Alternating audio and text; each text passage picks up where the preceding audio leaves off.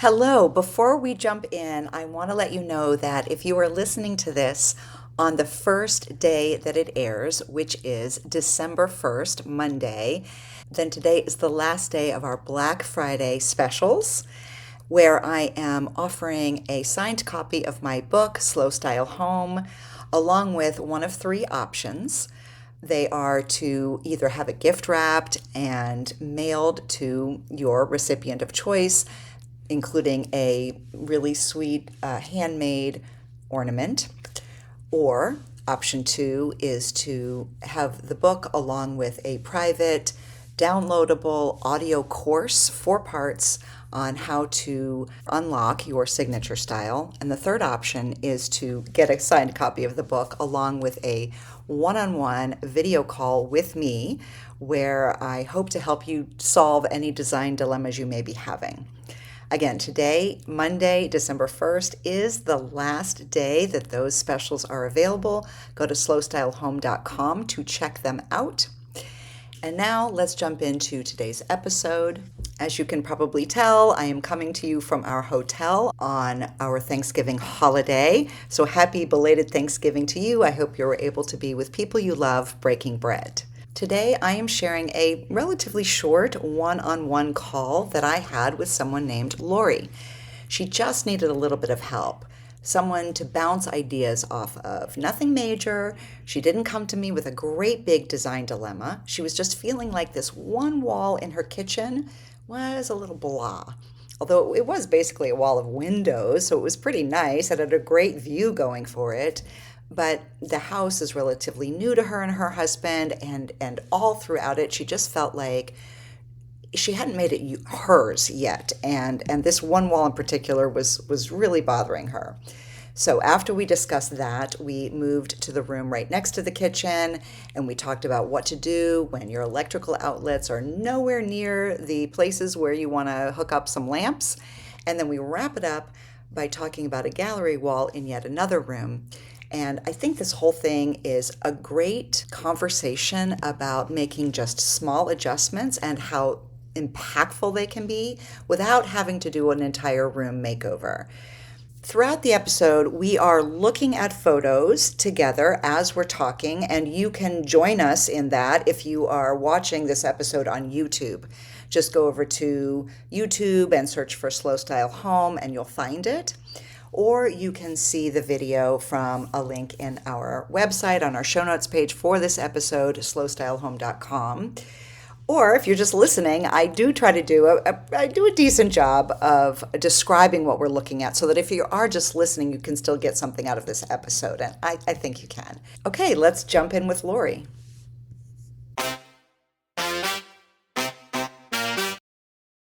Let me share my screen and we will start with your window seat.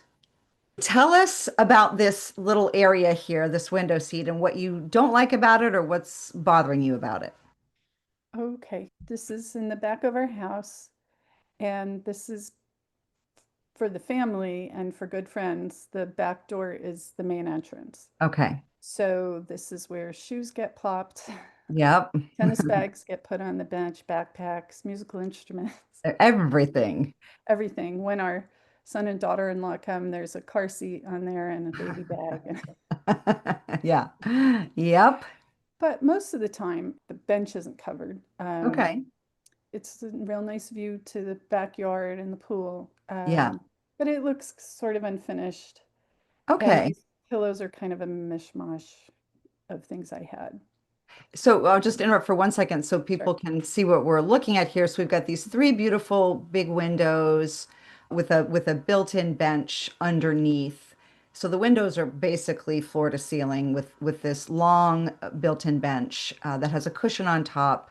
Lori has some pillows on either end, and there looks to be a little like some small cupboards on the front face of the bench that looks like they're for storage. And this is really, it's in the kitchen, right? I mean, you walk through the door and immediately to right is the bench and in front of you is the kitchen. Okay. Exactly. Okay. Is there anything else you want to say about this? It's just boring to you. It's not fun to look at as the first thing when you walk in. Yeah, I think so. I think the could be something else happening there a little Okay. bit, maybe Yeah. just that says, we live here.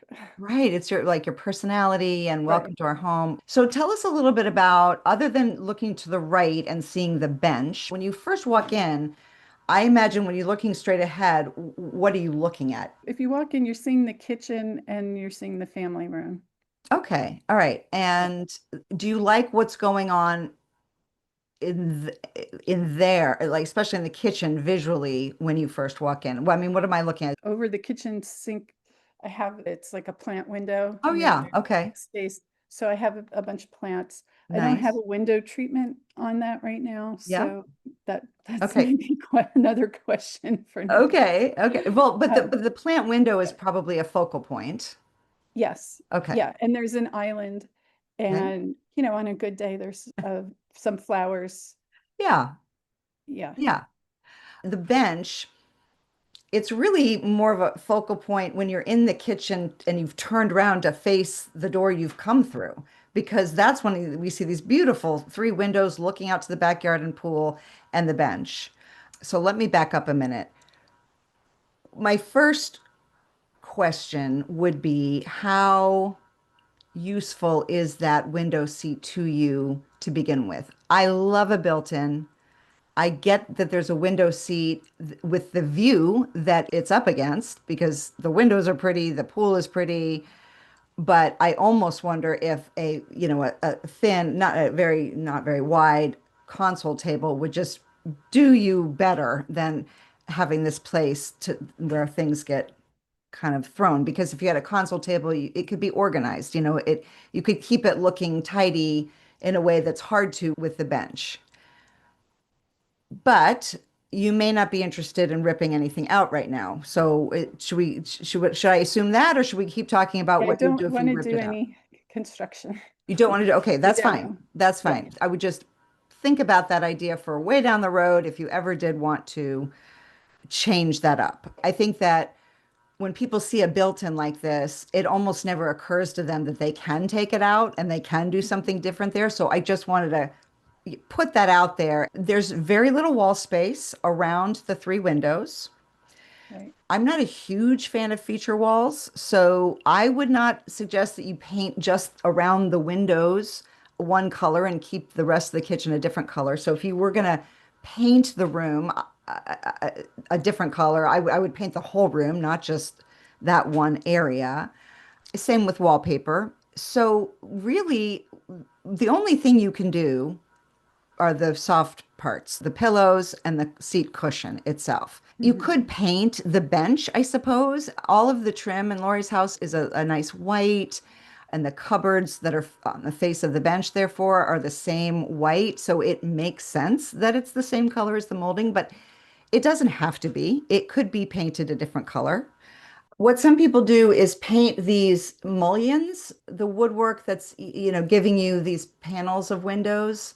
They paint those like black, and then to just make that grid really stand out. And then if you did something like that, I would suggest painting this bench face the same, whatever color you painted the mullions. Mhm. But I don't know that this area needs a whole lot. Mm. it I think the Okay. windows kind of speak for themselves. So if you're looking to add some personality, I think you're gonna have to do it elsewhere. Like I said, there's just not a lot of wall space.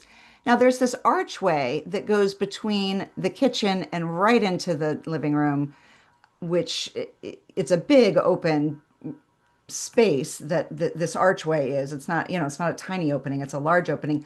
But I'm wondering if you could think about putting something along the top of this arch that you might see when you first walk in.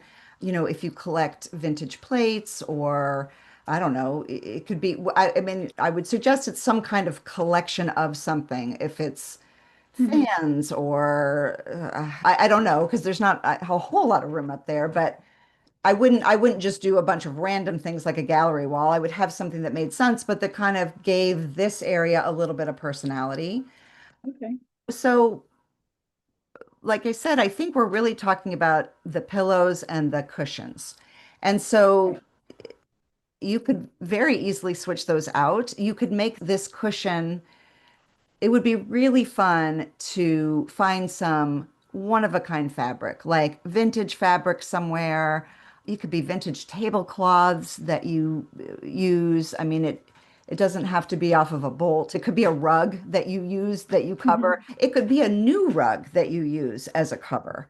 I don't know if you're much of a seamstress or if you would have to hire this out. Well, I have a degree in fiber arts, Oh, I so I can forgot. That's sew and dye right. fabric and It could be a weave and all fabric that that good you've stuff. done. I mean, that Yeah, would be actually the best thing. If all of the pillows and the cushion were something that you had done, that's what I would do. yeah. Yeah, absolutely. And I wouldn't worry about the matching. So right now you've got six pillows on there, which is fine. Three on the left, three on the right. I would start to consider different scale prints, right? So you have one Mhm. small scale and two large scales, or vice versa. Maybe you have one large scale print and then two small scale prints. So whatever the middle pillow is would be the one that's the different one. But I would think about coordinating the colors, not really matching the colors necessarily. You don't even have to match the fabrics. That can be six different fabrics. It can be three different fabrics. But you want the colors to feel good together to you. And we all have a different preference for that. Some people don't like, for instance, red and pink next to each other, and other people love that color combination. Or, violet and chocolate is either I love it or I hate it. So, but that's how I would choose. I would just lay your fabrics out and kind of pull two different scales. So two pillows would be one scale, and one pillow would be the other scale for each set of three pillows. And I think it would be fun. Yeah.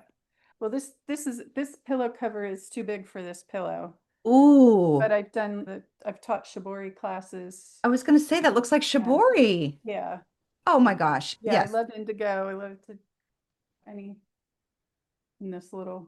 Oh, yes. Oh my gosh. That would be so beautiful. So I wasn't sure if that was out of style, out of vogue, or Oh, if it well, really doesn't matter. it doesn't matter. Number one. Number two, I have them. So and that I've made. So Oh, well, if you're out of style, so am I. okay. But I Uh, really like that idea. okay. And with the gray wall and the pillows are blue and gray, and Hmm. maybe I think I might have gotten stuck in a blue gray Oh, thing. right. So here's Yeah. another idea. Maybe you put your two shiboris out, or however many you have, and then I would choose a color that is really almost contrasts the indigo of the shibori. So it could be a Oh, hot pink, it could be a burnt orange, it could be oh, a yeah. yellow. I mean, and maybe those are the pillows you switch out once or twice a year. You have your bright pinks in the spring, and then you have your dark, I don't know, rust or something would look great with indigo for the Yeah. fall. But I see what you mean about the blue and the gray, and I know that you've already said there's a lot of gray on your walls that you're not totally in love with, but maybe painting right now is not going to happen. So I would Right. definitely inject color to offset all of that, especially if the shibori pillars are going to be kind of the focus. Okay. I have another question about what's in vogue and who cares. Okay. And I've thought about window treatments, but if I put curtains on, they'd have to be really thin because by the time I put them on, I'm losing the outer windows. But Not only that, but they don't, are they going to stop at the top of the cushion? You want them to really go to the floor, but there's no place for them to go to the floor. And because they're mullioned, there's that pattern going on there. I would go with florals or organics or leaves or something in the pillow fabrics as opposed to a Mhm. geometric, just to kind of break that up that you've got going on in the window. And also because the little cabinets fronts that are on the front of the bench are also, they're right angles, a bunch of squares. So I would definitely choose organic patterns on the pillows. Okay. So what about like hanging house plants? Ooh, oh, that's a great like idea. maybe in the Why didn't I think corner. of that? Yeah. No, that is such a great idea. I mean, Yeah. really. And they would get nice light there, either direct or indirect, I'm not sure, but they're by windows and plants love windows. I think that's such a lovely idea. And yes, you would have to hang them because there's no room there to put like even a little plant stand or something, sort of on the corners of the bench. So hanging, and you could decide whether or not you want it to be symmetrical or not. You Hmm. could have the exact two same plants hanging and the exact same planters. You could have them hanging only on one corner, and maybe you put just one big one in one corner, or maybe you put three smaller ones staggered in heights in one corner, or maybe you just start with one, and then as you get bored, maybe you're like, up, time to add another plant, and then you decide whether it's going on the other side or going to stay in that one corner. But that is a great idea. Okay. I like that way better than window treatments for this in this instance. Right. And yeah. Okay. Because it's a very indoor outdoor spot. Yeah, You know, you yeah, can, yeah. oh, okay. And another thing I've thought of, but I'm wondering if it's a trip hazard, is to have a runner in front of it. Oh, okay. This is sort of a better shot where we can see the amount of space you have in front of the bench and whether or not you should put a runner there.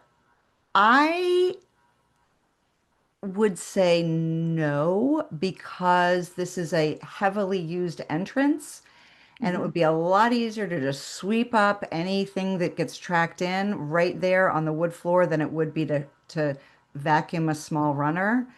Often I like to use rugs to define a smaller area than a bigger area. And so you could say that this window seat is a smaller area within the kitchen, but I'm not getting that sense that it's separate enough that you really need to delineate it as its own space. You also wanted to talk about the fan, Oh, so I ceiling think fan. it's yeah, so the kitchen is a really large rectangle. I Hmm. wonder if at some point someone had like a An eat-in table. Maybe table. they use Yeah. that for an eat-in Yeah. breakfast nook. Right. Which would make sense of why that fan is there. I wonder too if different lighting Oh, yeah. in the window seat area So, okay, kind of so sconces. sconces. Yeah. Um, okay, so yeah, so let's talk about this a little bit. It doesn't seem that weird to me that there's a ceiling fan there because I guess I do get a sense that it's for this sitting area where the bench is and you're walking in and you live in Texas and so you kind of want to walk into maybe it's nice and cool or whatever. So Okay. it doesn't now maybe it sticks out more when you're in person. Maybe I would feel like it stuck out more if I saw it in real life, but it doesn't feel odd to me. Okay. That said, you could definitely switch it up. And maybe that's another place where you do something really fun. Maybe you do something with rattan blades Mhm. or you do a ceiling fan that has no lights if you feel like you don't need an overhead light there. I don't know why you would need an overhead light there. In terms of lights, so the sconce idea, you might have room in like in this area in between the windows. Mhm. It's I mean, obviously, you'd have to have really thin ones. It would be cool if they were long and they kind of came down quite a bit, either because Oh. of the wire or because of the thing of the bulb itself. I just think if they're way up here, I'm just not sure how much they're gonna. They might feel like, what's the point of them? Mm-hmm.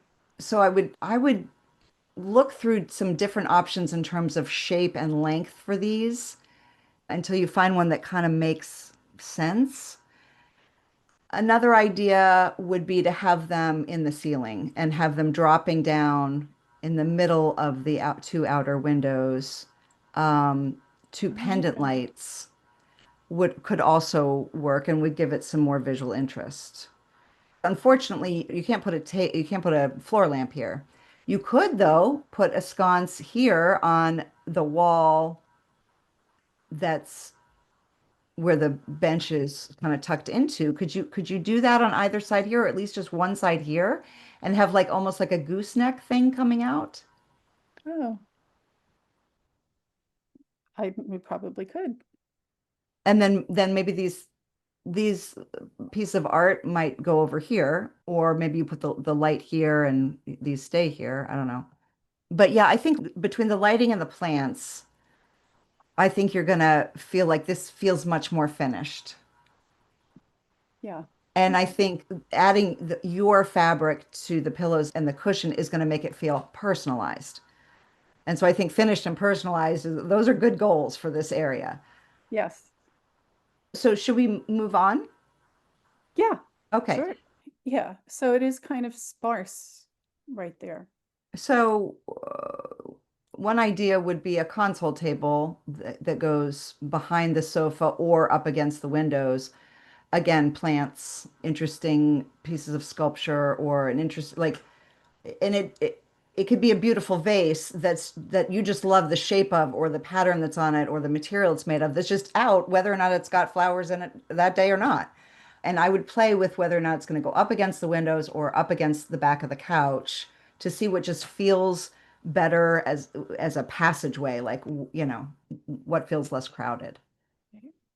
So in the in this room, we don't have any lamps Okay. because the outlets are too far away from the furniture. Yeah. Oh, So so we'd there's be tripping over yeah, wires. cords. So annoying. So if there, yeah, if there was a console table against the window and still Mm, enough room to walk yes. through, we could put lamps on that, I maybe. love that. I would 100% do that. Okay. And then what a shame that the builder didn't think of putting outlets in the floor. You must be frustrated by that. It would be nice. Yes. I mean, they do make more and more, they're making battery powered lamps. Oh, If you want to think about that, yes. I haven't seen any big ones, but I've seen small ones. So you've got a really sweet round table between these two couches, sort of on the diagonal, and a small battery powered lamp would work there. So that's one idea, but your idea of putting lights on the console, I think, is great. Okay, so let's go to now this room. So this is the room where you'd hang out with friends, and it's a Right. And this is my dining little room. knitting pile here. Nice. Okay. Yeah. Yeah. Um, so I started a gallery wall with the large painting and the two smaller ones, Hmm. and then have added another one to the right of the large one, and then I just kind of tucked a little one on the left there. Yeah. Um, are there guidelines for the space in between frames on a gallery wall? Because this looks really spread out to me. If it feels spread out to you, then I would simply move them closer. I think it has to look good to you. For me, it's probably right on the edge of being of the width, the space I would like to see between the Yeah. frames. I would Mhm. like if it was any wider, any more, I would think, oh, that's way too spread out. But I don't think it is. I think it's still within that, like it still feels comfortable to me. It's all about relating to the gallery wall as a whole needs to relate to what else is in the room. So right now, the height of your lowest piece that's above the top of the couch feels good to me. Okay. In other words, a lot of people hang art too high. And I guess what I'm saying is it doesn't look like the art's too high. It might be a little bit too spread out. But it does because you've got these lamps on either side of the couch, it doesn't feel like you're trying to take up the entire wall, which I think that's where most people, if they are too spread out, it's because they're trying to use small pieces of art to spread out over a large wall. And there's much more impact when they're small pieces to have them much closer together. Right. Yeah. And I have two more I was going to add. One I need a frame for, and one has a lighter frame like this one all the way on the left. Hmm.